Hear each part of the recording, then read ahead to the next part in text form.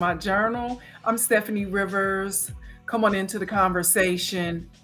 We are multicasting on several platforms, so you might see us on YouTube or Facebook or LinkedIn or Instagram. We are multicasting on several platforms, so we want to thank you for joining us. I have my list of subscribers is growing, so thanks so much for your support. And if you are new to the conversation, be sure to like and share and subscribe so that when I post new videos, you'll be the first to know.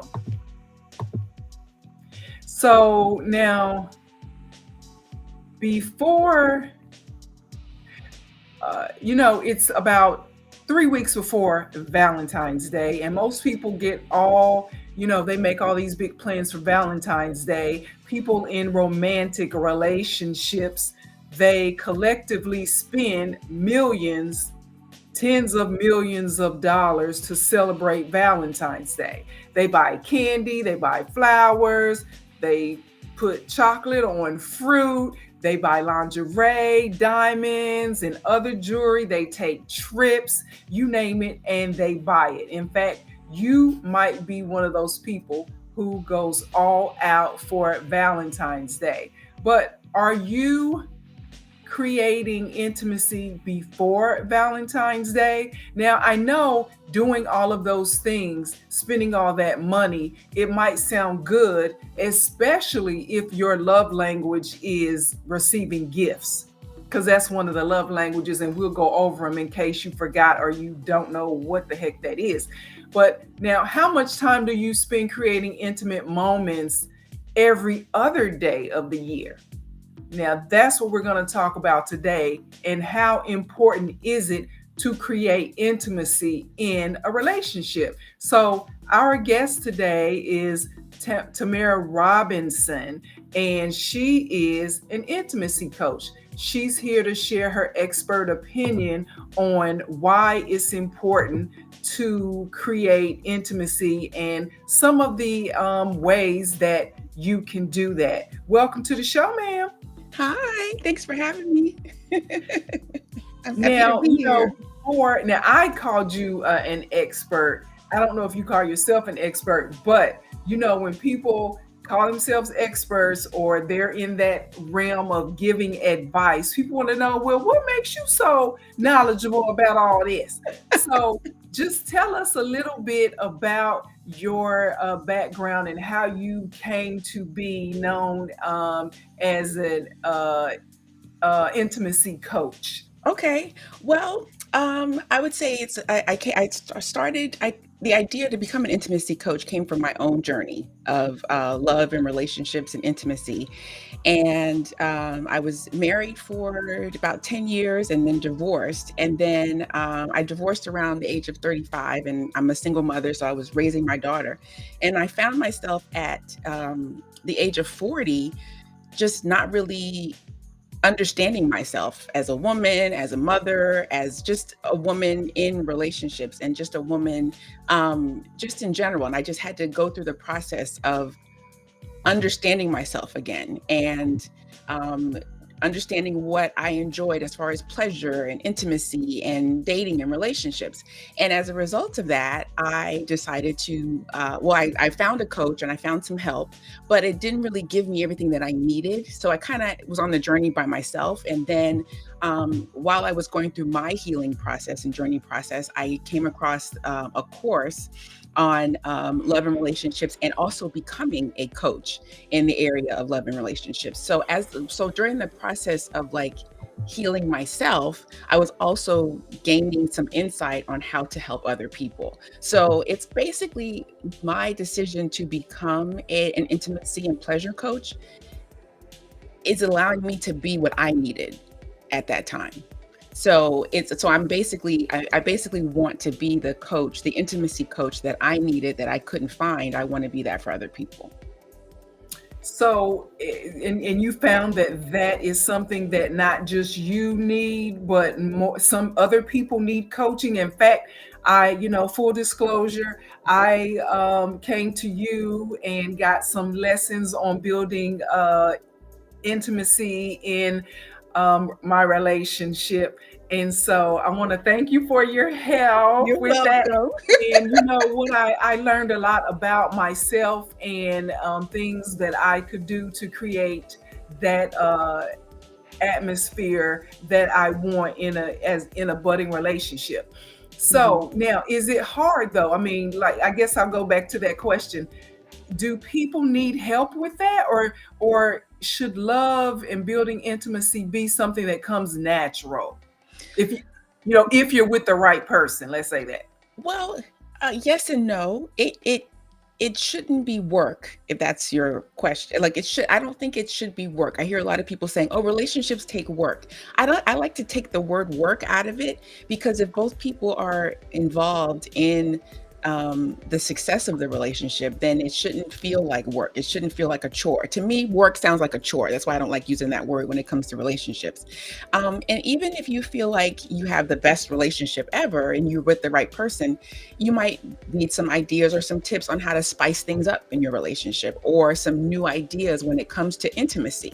Because sometimes, especially if you've been together for a certain period of time, you know, things may get a little stale. You might need to increase the spark in your relationship. And then also, like me, being someone who was divorced, maybe things that worked in your previous relationship won't work in your current relationship. Or as you get older, especially with women, as we get older, our bodies change, and men too, their bodies change as well. But women, we go through a lot of different things, whether it's menopause and after having children and just being confident in our bodies. There's so many things that happen over the course of your life that can affect your relationship. So it's not just being with the right person; it's feeling like you're the right person and feeling good in your own body. And that's why a lot of the coaching that I don't know if you want to mention this, but a lot of the coaching that I do, I start with the person, the individual. Instead of starting with your relationship, I start with the individual and how you feel about yourself. So really, it right, because the way we grow up with a lot of issues, not necessarily issues is the wrong word, but a lot of training or nurturing about what love is or what love should look like. And Hmm. that's why we might want to start with ourselves, because a lot of times we're looking for that love or that intimacy to come from someone else. And really, we might need to start with how we are viewing love and intimacy. Is that Yes, that's all true, right? because we all grow up with different programming. We all grow up with different examples. We all grow up in different households. Whether your parents are married, your parents have always been married, never were married. Maybe they were divorced. Maybe one is deceased, or you grow up with different types of examples in your life that can affect how you then operate as an adult when it comes to intimacy. And then, certain generations, certain demographics of people don't even talk about sex and intimacy. I got the sex talk. I don't know. My that's funny. The sex talk. I mean, I remember there was a book in the house about how babies are made. And so I won't say that the talk really took place. So it depends on the dynamic of the parents in when as you're growing up as a child. But what I can say is that the reason why intimacy and pleasure coaching can be beneficial to singles and couples is because we all grow up with different programming. We all come into adulthood thinking and feeling different ways when it comes to intimacy in relationships. And so, if there's anyone who is looking or listening, and you want to tell us, give us your personal viewpoint on love and relationships, or maybe you feel like you are creating intimacy in your relationship, and you want to tell us how, share what works for you. Be sure to do that. I am looking at the chat. Um, but so before we get into some of the ways that people create intimacy or what that could look like, What is your opinion on these shows, like Love at First Sight, that show, 90 Day Fiance?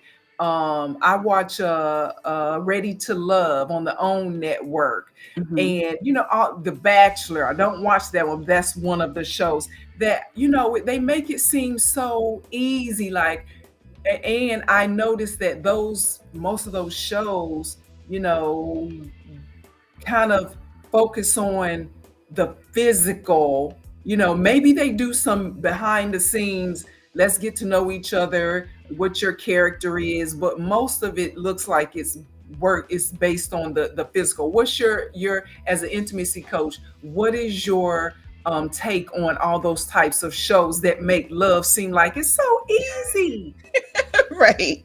Well, it's funny. Out of all the shows you listed, I mean, I've heard of all of them, but the only one that I've actually watched is The Bachelor and The Bachelorette. So I've not actually watched the other ones that you mentioned, but I've heard of them. And um, I would say first we have to look at the track record of the people who are involved in these shows. Like, do they stay together? Is it just for the show?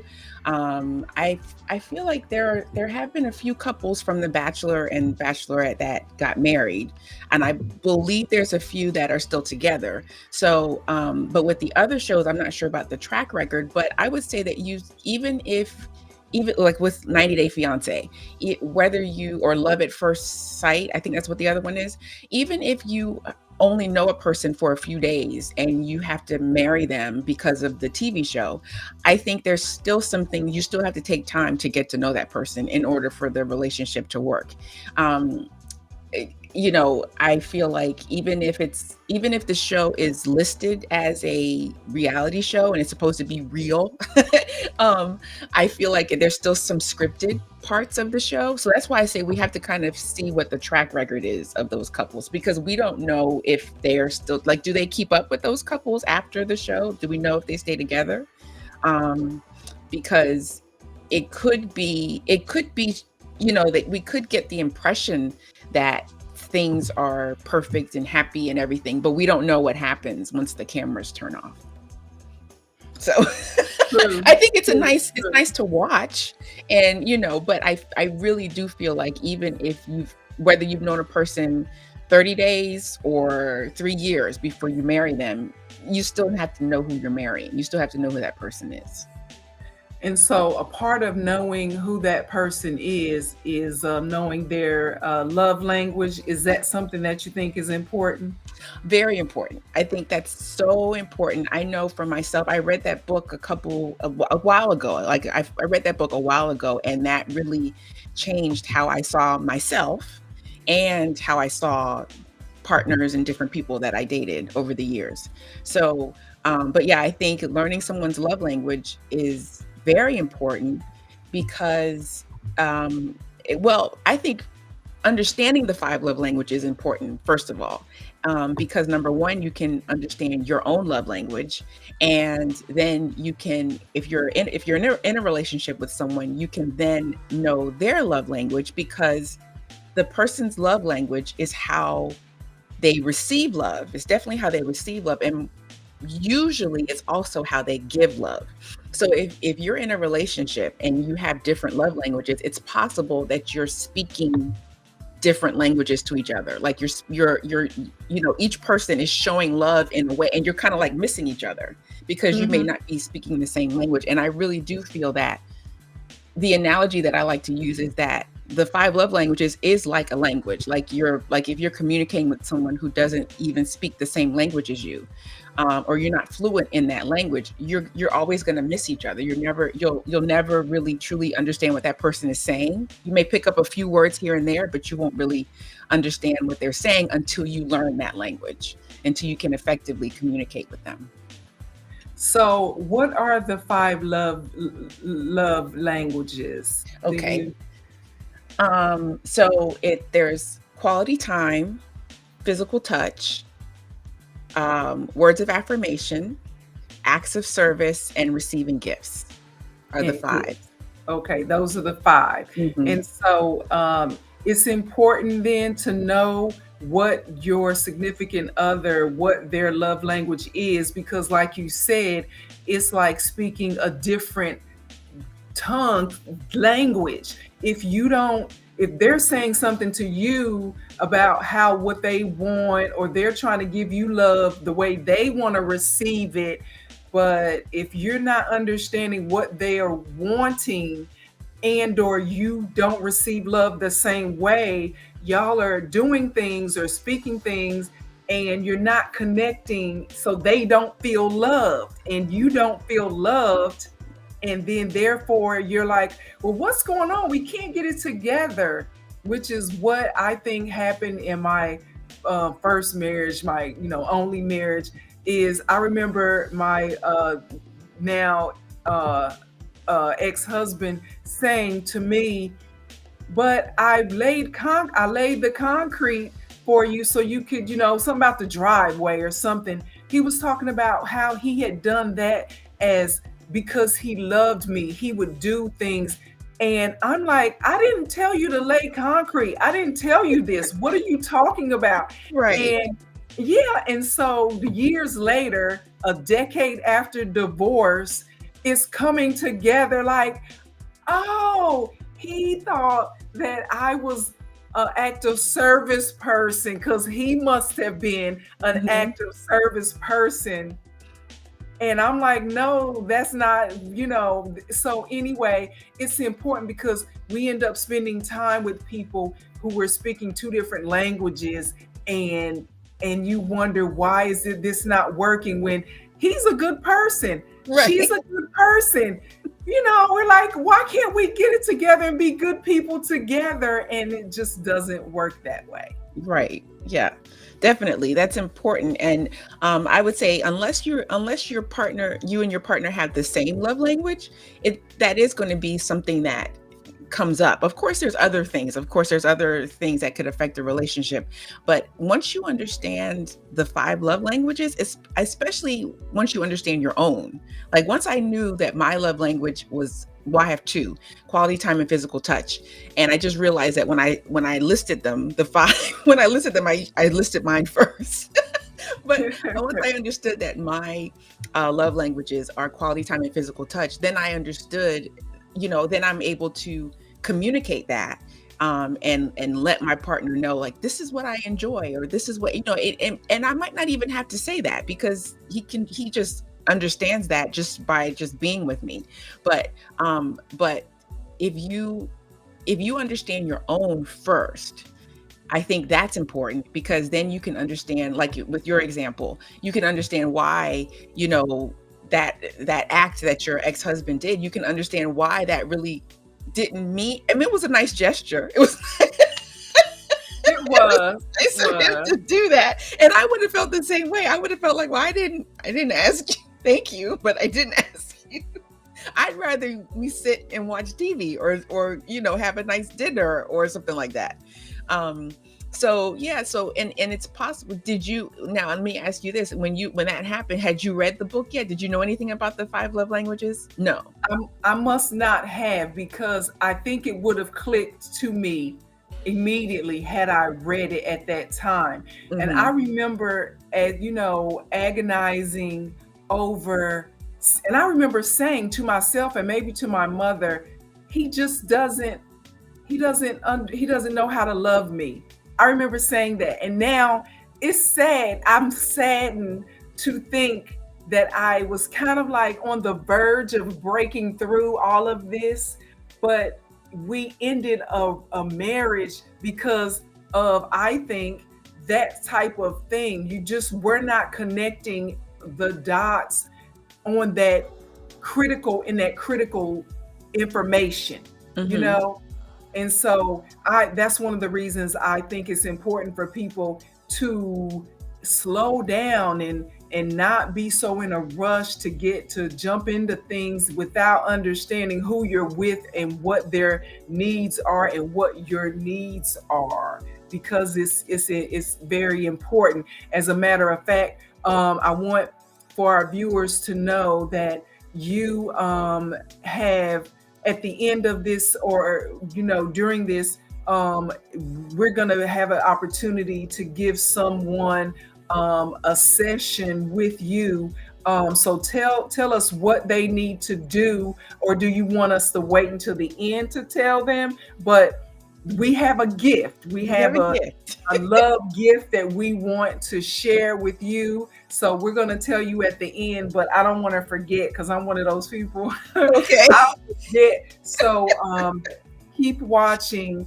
and it won't, even if you catch this in the replay, you can still do it and take advantage of it. So, but Definitely. anything, while we're at that point, give us your, if people want to reach out to you with their individual questions, they might not want to do it right now. How can we reach you? What are your social platform? How can they reach you? Okay, so right now on Instagram, I'm at Passion Pleasure Coach on Instagram, and on TikTok, it's the same thing at Passion Pleasure Coach. I'm also on Facebook. That one is a little different. It's Passion Coach Tamara, but it's still the same Passion Coach type thing. But the two main ones are Instagram and TikTok, and those are at Passion Pleasure Coach. Okay, I'm And gonna you put can that send me a down. DM, you can leave a you can leave a comment on any of my posts, or send me a DM, and we can talk, and we can maybe schedule a session if that's something that you're interested in. Yes, yes, most definitely. And again, I took some of her sessions, and I really was pleased with the results, and just to realize that I was on the right track.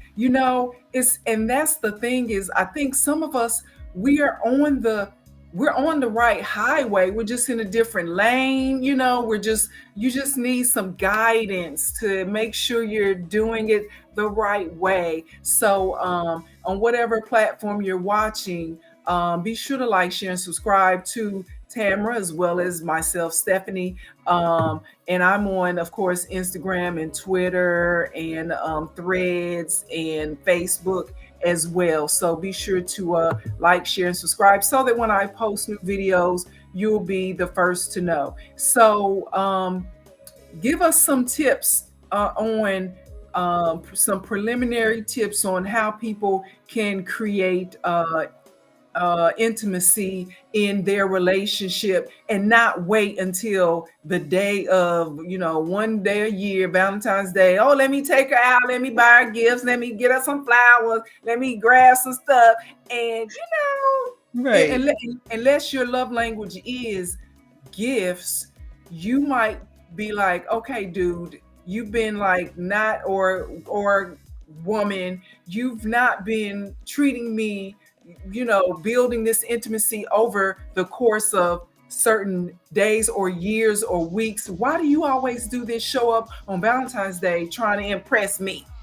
So, what are some of the things they can do along the way, even if it's not even close to Valentine's Day?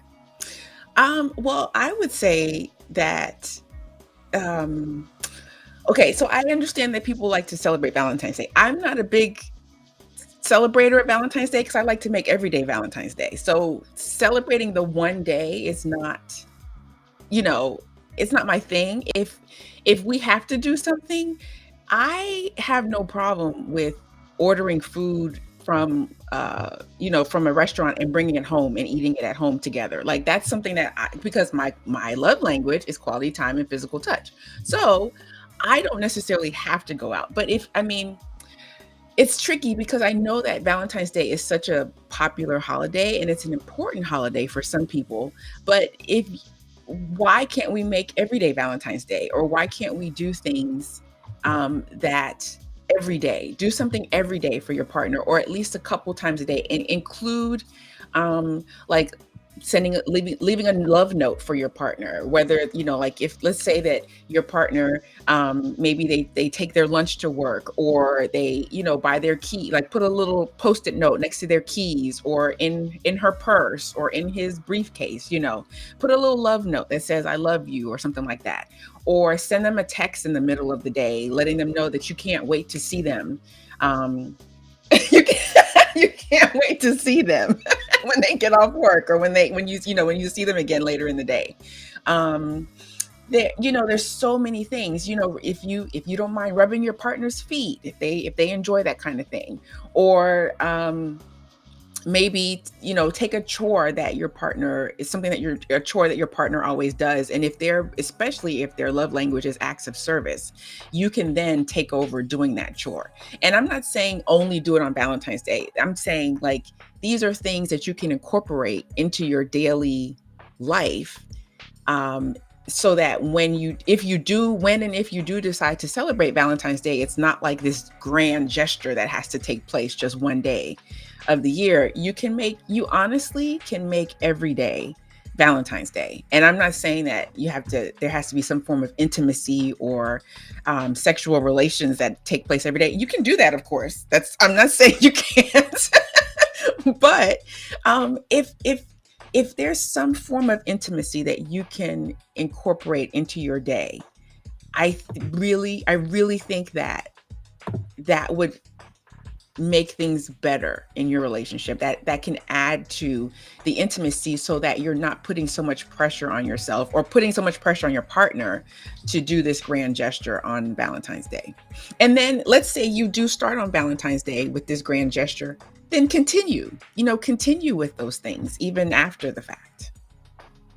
So how about when it comes to cooking? You know how in most traditional relationships, the woman is she does the cooking, and the man, the husband, is waiting for her to finish.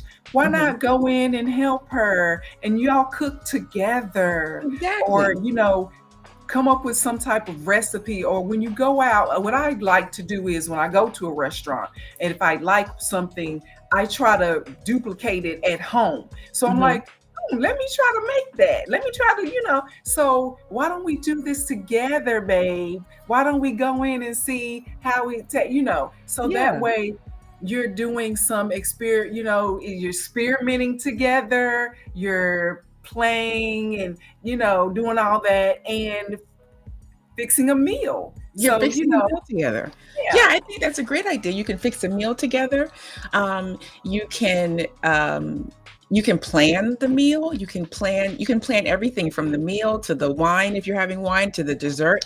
And then after you're done, you can then feed each other. Like, that's a very intimate moment as well. You're just, give a little nibble here, a little nibble there, and then, later they'll be nibbling on you. So Check it out, Miss yeah, I mean, it's so easy. I mean, the thing is, I know that we have busy lives, but there's intimacy is easy, and it should be easy.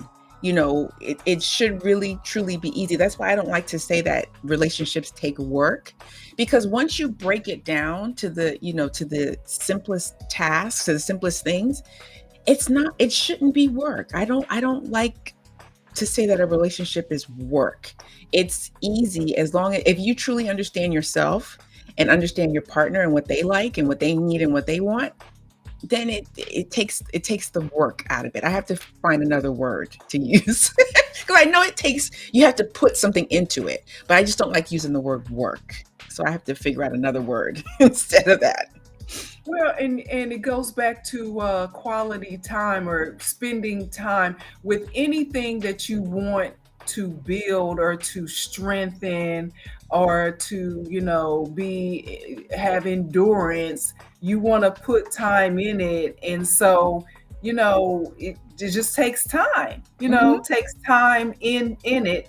Any craft, so that you want to develop, it just takes time. And a lot of people, I think, with these apps. So have you done used any of the dating apps? What do you think about apps? A lot of people are into those things these days. Yeah, I have. I've met some very nice people on dating apps. I have used those. I think, as the most important thing is, you have to be yourself. As long as you are presenting your true self on your dating app, then you shouldn't have any problems. You shouldn't have any problems, um meeting someone, or showing your true self, if that's who you are presenting online. And I would say, of course, be careful with, in the past when I've used apps, I've been very careful with giving my number right away. Usually I try to have a conversation online a few times, and then once I feel comfortable, then I'll take it to a phone call, and then maybe we'll meet in person. But yeah, I think dating apps are a great way to at least start the conversation of meeting someone, and finding out what it is that you like and what it is that you don't like. I think they're a great way to meet people, especially if you're busy, if you're too busy to go out, and do, I don't know if people really go to bars anymore. It's like, if you're not that kind of person that's really into going out, I think that dating apps are a great place to start. Okay, Mhm. okay. So now I'm going to show, because you have a website in case anyone wants to be a part. Well, it's not going to look because I'm in um, phone mode, mobile mode, so that is not going to look the best. But at any rate, it's called Passion and Pleasure. Let me see if I can make it look better. In the meantime, we'll just talk about how people, okay, how people, I'm trying to bring us both back up. I guess I can take that out and then I can bring us both back up. Okay. Because I am the talent, I'm the photographer, I'm the producer, I'm doing a lot. But at any rate, your website, if people want to find it, it's at Reclaim Pleasure. Is that the name of it? Yes. Reclaimpleasure.net? Uh, well, if they can get to it by typing in passionpleasurecoach.com, and then it'll Okay. take them to that page. Yeah. Okay, Hmm. so passionpleasurecoach.com. That's where Right. you And can it'll go. redirect them to the page that you had up. Okay, okay. So because I'm in mobile mode, so we can be Instagram friendly. Now the website is, they can't really see all of it. But at any rate, so what are some of the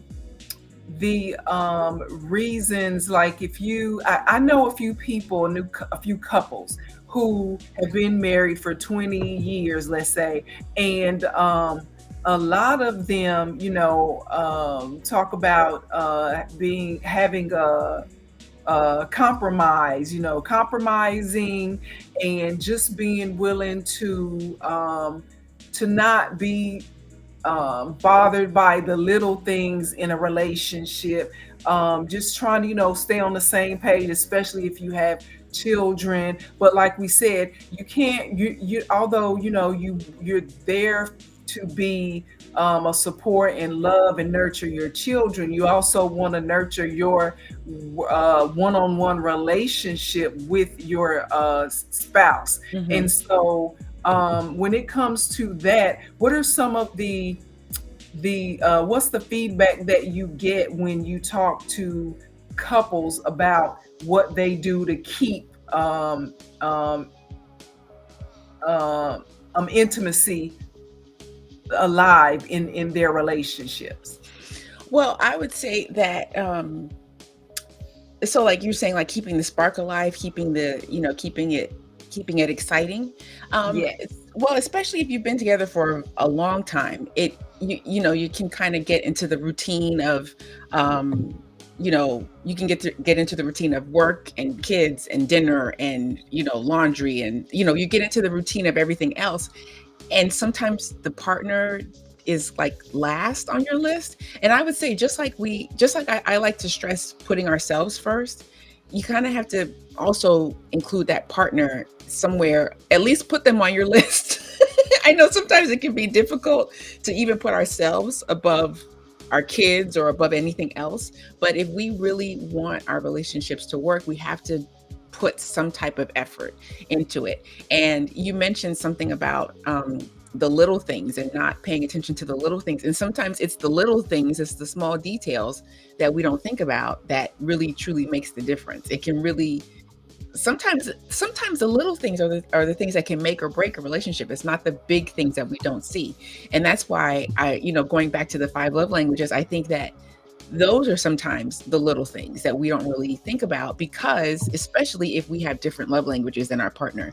But to bring back the spark, let me go back, stay on topic.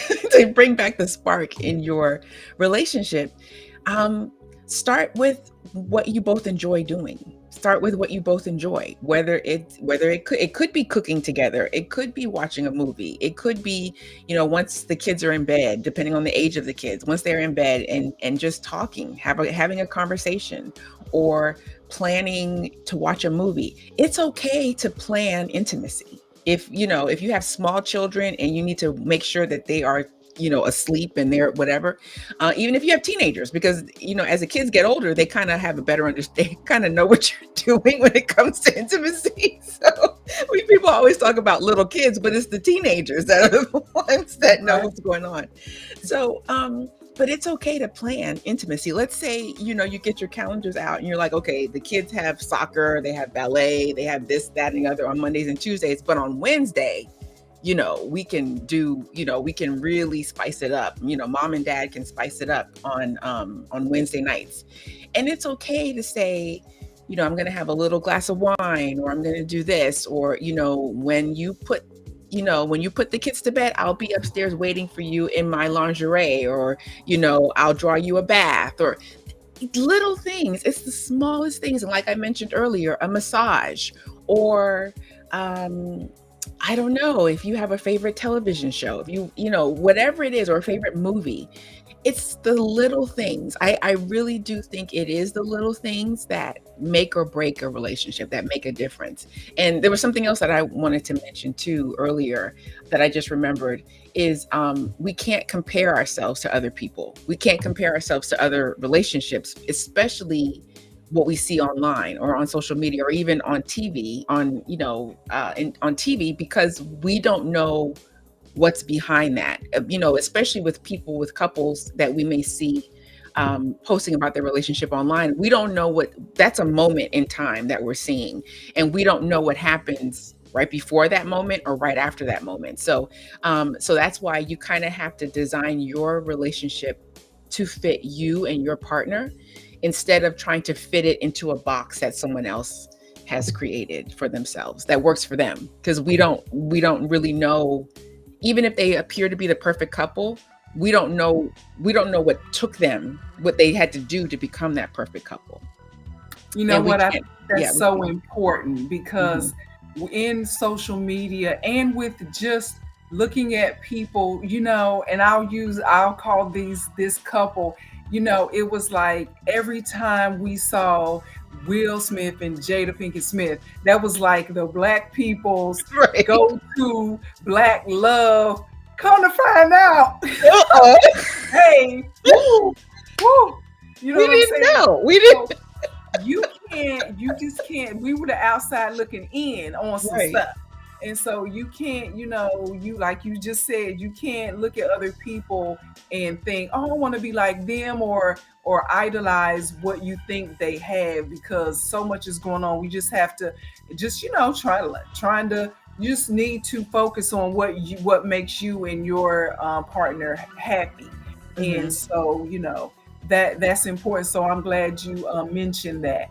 And what I want to, as we are closing up, if there's anything that you want to share that I didn't ask, or that you want us to talk about, let me know. But before we go, we want to share with you that if you are watching this and you want to get some quality time coaching from Miss Robinson. She's going to explain to you how to do that.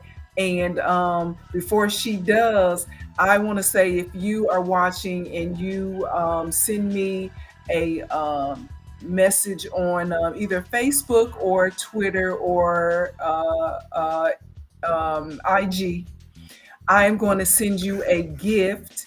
Um, along the lines of Valentine's Day gift. And it could be some chocolates, or it could be Ooh. a gift card of some sort for you to spend however you like. It could be some paraphernalia from my company. So it could be different things. A new calendar. I know it's still January, about to be February. Maybe you haven't gotten your 2024 calendar, and I'm willing to share one of my signature calendars with you. What are you willing to share if people contact you? Well, I have an offer, a free gift. If you DM Stephanie's name, DM me on Instagram at Passion Pleasure Coach, and type in Steffanie, Steffanie, then you will get a link to schedule a free coaching session with me, and we can discuss. You can bring any questions or concerns that you have, and you'll have the ability to schedule a free session with me. So I'm excited to offer that to your listeners, to your viewers, whether they're here live or on the replay. Just DM me Steffanie, Steffanie, and you'll get a free session. You'll get a link to schedule a free session. And that's awesome. Thanks for that. And I was gonna say something, girl. My thoughts are so fleeting. It is crazy. I was gonna say something, but forgot what it was. But yeah, Valentine's Day is maybe what, 20. I'm sorry, not even 20. 2 14. weeks, 3 weeks, 2.5 weeks. Yeah, two and a half weeks, between 14 and 21 days away. So don't wait until the day before or that day, and think you're gonna show up with some flowers and gifts and stuff, and it's all gonna go your way, because we seen it all before. Exactly. Come up with You had something to do new. something Or different how and about how better. about celebrate on the 13th? Why wait till you don't have to wait till the 14th. Do something on the Exactly. 12th. You know, Exactly. maybe how about make it, let me put this, I'll just throw this little tip out there. Start on the 1st and make it like a little scavenger hunt. Like, especially this will really work well if your partner's love language is gifts. Like, leave a little, a little chocolate, on their, on the nightstand or on their pillow or in their purse. Like, make it a scavenger hunt where every day leading up to the 14th is something special. Now, the only thing is they might expect that after, but you can do it like once a week. Do something like that. But make it fun. You don't have to, it doesn't have to be this big thing on Valentine's Day. I agree. I agree. And that's a lot of money that's being spent. So, if you really value that relationship, you will you'll show that love and commitment to it more than one day a year.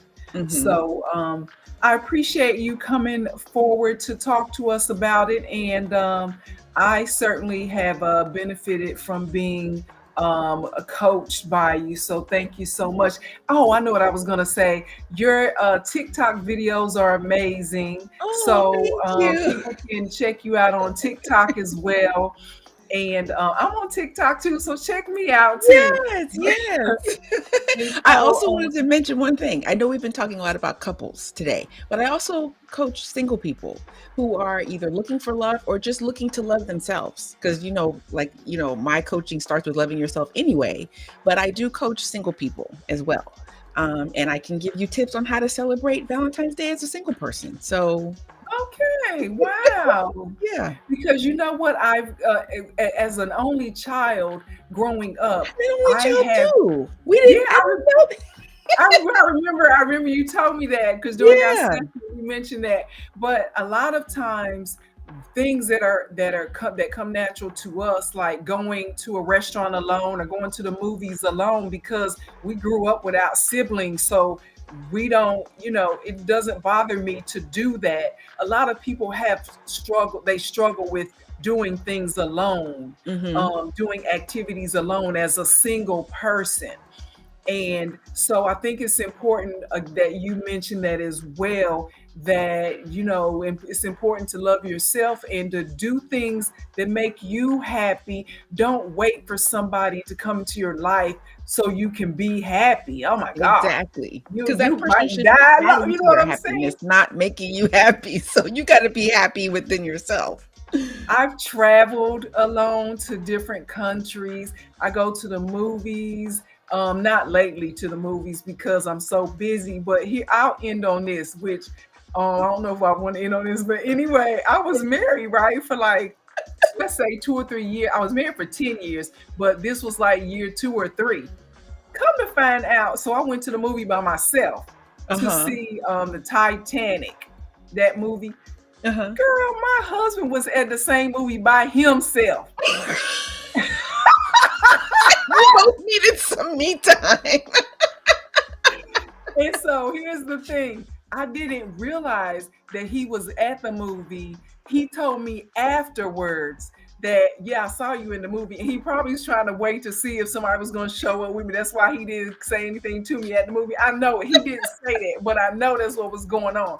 So he waited until I got home.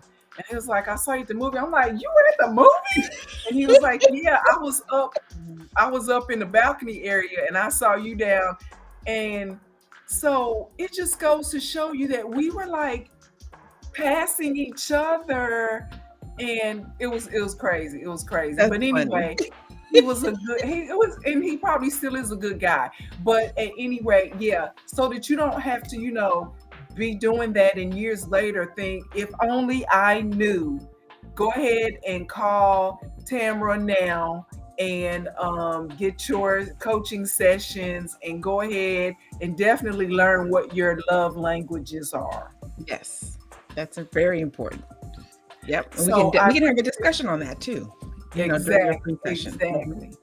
So, do you have any Valentine's Day plans though, or you don't plan to I don't, partake? I mean, like I said, we will probably order food and go pick it up or have it delivered and eat. And I am not a big and he hates that too because he's like, well, what do you want to do? I don't have a, I'm not a, I don't celebrate. I mean, I'm not saying I don't celebrate it. It's not that big of a deal. So I don't, and also I don't like there's so many people out. I don't want to deal with the crowds. So I have no problem with, being at home and just watching a movie together and enjoying a meal. True, true. Because there's Oh a yeah. lot of people out. Yeah, yeah, big crowds and all of that. Yeah, it could be, something other. It could turn into something else. So, Yes. at any rate, thanks again for being here and Thank you for sharing having me. your This was advice on fun. creating intimacy. And so, we'll keep in touch. Definitely. All righty. We'll see you next time. Bye. So thank you as well for being here for our talk about creating intimacy before Valentine's Day. Don't wait until the day of. And just to find out more about the things that I care about, you can go to the written version of my journal. That's at